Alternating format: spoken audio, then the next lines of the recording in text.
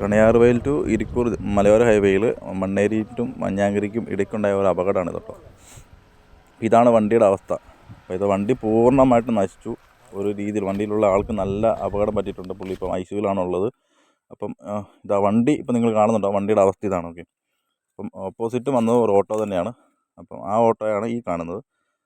Auto തെറിച്ച് അപ്പുറത്ത് പറമ്പിൽ പോയി കിടക്കുകയാണ് കേട്ടോ. അപ്പോൾ ഏകദേശം 2 പേർക്ക് നല്ലപോലെ പരിക്ക് പറ്റിയിട്ടുണ്ട്. പക്ഷേ ഈ ഓട്ടം നമ്മൾ അറിയാവുന്ന ആളാണ്. പുള്ളി ഇപ്പം സീരിയസ് ആയിട്ട് ആശുപത്രി കിടക്കുകയാണ്. ഓക്കെ, കണ്ണൂർ വിംസിലാണുള്ളത്. സോ ഇതാണ് ഓട്ടോയുടെ അവസ്ഥ മൊത്തം. അപ്പം കാരണം എന്താണെന്ന് വെച്ചാൽ, ഇവിടുത്തെ നാട്ടുകാരോട് ചോദിച്ചപ്പോൾ അവർ പറയുന്നത് എന്താണെന്ന് വെച്ചാൽ, ഇതിപ്പം പൈപ്പ് ലൈനിന് വേണ്ടി കുഴിച്ച കുഴിയാണെങ്കിൽ BSNL അവിടെ വന്നിട്ട് അവരുടെ ലൈൻ എന്തോ കുഴിച്ചിട്ടിട്ട് ഇതുപോലെ മൂടിയിട്ട് പോലുമില്ല.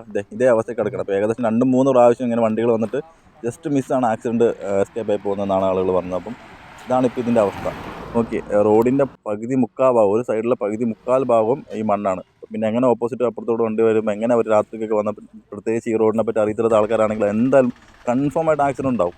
ഈ റോഡിൽ പോയി യാത്ര ചെയ്ത ആൾക്കാരാണ് പിന്നെ എങ്ങനെ മണ്ണുണ്ടെന്നെങ്കിലും അറിയാൻ പറ്റും. ഇല്ലാത്ത ആൾക്കാർക്ക് ഉറപ്പായിട്ട് ആക്സിഡൻറ്റ് ഉണ്ടാവും. സോ ഇത് ആരാണോ ഇങ്ങനെ ഉണ്ടാക്കി വെച്ചേക്കുന്നത്, അവർ എത്രയും പെട്ടെന്ന് ഇത് ക്ലിയർ ചെയ്യാനുള്ള ഒരു മനസ്സാക്ഷി ഉണ്ടാവണം. ഇല്ലെങ്കിൽ മരണം വരെ ഇനിയും സംഭവിക്കാനുള്ള ചാൻസസ് ഒരുപാടുണ്ട്. അപ്പം അതുപോലെ കൊണ്ട് ഇത് കണ്ടാൽ നിങ്ങൾക്ക് മനസ്സിലാവും, ഇവിടെ ഒരു അവേർനസ് ബോർഡോ ഒരു അലേർട്ട് ബോർഡോ ഒന്നും ഇവിടെ വെച്ചിട്ടില്ല. അതുകൊണ്ട് തന്നെ ആക്സിഡൻറ്റ് ഉണ്ടാകാനുള്ള ചാൻസ് ഇനി ഒരുപാടുണ്ട്.